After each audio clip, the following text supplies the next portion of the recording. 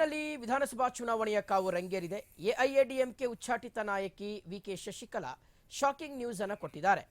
ಚುನಾವಣಾ ಅಖಾಡಕ್ಕೆ ಇಳಿಯುವಂತೆ ಶಶಿಕಲಾ ಘೋಷಿಸಿದ್ದು ತಮಿಳುನಾಡು ರಾಜಕೀಯದಲ್ಲಿ ಭಾರೀ ಚರ್ಚೆಗೆ ಗ್ರಾಸವಾಗಿದೆ.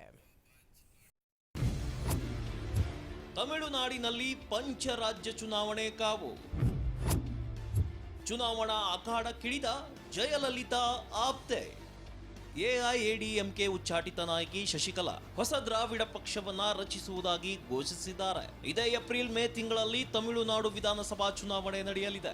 ತಮಿಳುನಾಡಿನ ಮಾಜಿ ಮುಖ್ಯಮಂತ್ರಿ ಜಯಲಲಿತಾ ಅವರ 78ನೇ ಜನ್ಮ ದಿನಾಚರಣೆಯಂದು ಅವರು ಪಕ್ಷದ ಧ್ವಜವನ್ನು ಕೂಡ ಬಿಡುಗಡೆ ಮಾಡಿದ್ದಾರೆ. ಶಶಿಕಲಾ ಮಾತನಾಡಿ, ತಮ್ಮ ಮಾಜಿ ಸಹೋದ್ಯೋಗಿ ಮತ್ತು ಎಐಎಡಿಎಂಕೆಯ ಪ್ರಧಾನ ಕಾರ್ಯದರ್ಶಿ ಎಡಪ್ಪಾಡಿ ಕೆ ಪಳನಿಸ್ವಾಮಿ ಅವರ ಮೇಲೆ ತೀವ್ರ ವಾಗ್ದಾಳಿಯನ್ನು ನಡೆಸಿದ್ದಾರೆ.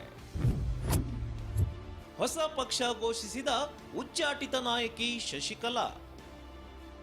ಒಂದು ಕಾಲದಲ್ಲಿ ಎಐಎಡಿಎಂಕೆಯ ಹಂಗಾಮಿ ಪ್ರಧಾನ ಕಾರ್ಯದರ್ಶಿ ಮತ್ತು ಜಯಲಲಿತಾ ಅವರ ಆಪ್ತ ಸಹಾಯಕರಾಗಿದ್ದ ಶಶಿಕಲಾ ಅವರನ್ನ ಅಕ್ರಮ ಆಸ್ತಿ ಗಳಿಕೆ ಪ್ರಕರಣದಲ್ಲಿ ಶಿಕ್ಷೆ ಒಳಗಾದ ಬಳಿಕ ಅವರನ್ನ ಪಕ್ಷದಿಂದ ಹೊರಹಾಕಲಾಗಿತ್ತು. ನಾನು ಕಳೆದ 9 ವರ್ಷಗಳಿಂದ ಮೌನವಾಗಿದ್ದರೆ ಅದು ತಮಿಳುನಾಡಿನ ಜನರಿಗೆ ಮಾಡಿದ ದ್ರೋಹವಾಗುತ್ತಿತ್ತು.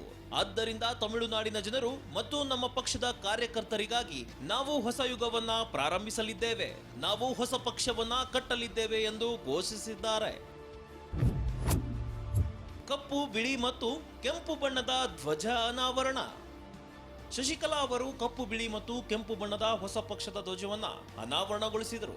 ಇದರಲ್ಲಿ ಸಿಎನ್ ಅಣ್ಣಾದೊರೈ, ಎಂಜಿ ರಾಮಚಂದ್ರನ್ ಮತ್ತು ಜಯಲಲಿತಾ ಚಿತ್ರಗಳಿವೆ. ಸದ್ಯಕ್ಕೆ ತಾವು ಪಕ್ಷದ ಧ್ವಜವನ್ನಷ್ಟೇ ಅನಾವರಣಗೊಳಿಸುತ್ತಿರುವುದಾಗಿ, ಪಕ್ಷದ ಹೆಸರು ಶೀಘ್ರದಲ್ಲೇ ಘೋಷಿಸುವುದಾಗಿ ಹೇಳಿದ್ದು, ಇದರಲ್ಲಿ ಯಾವುದೇ ಬದಲಾವಣೆ ಇಲ್ಲ ಎಂದು ಕೂಡ ತಿಳಿಸಿದ್ದಾರೆ.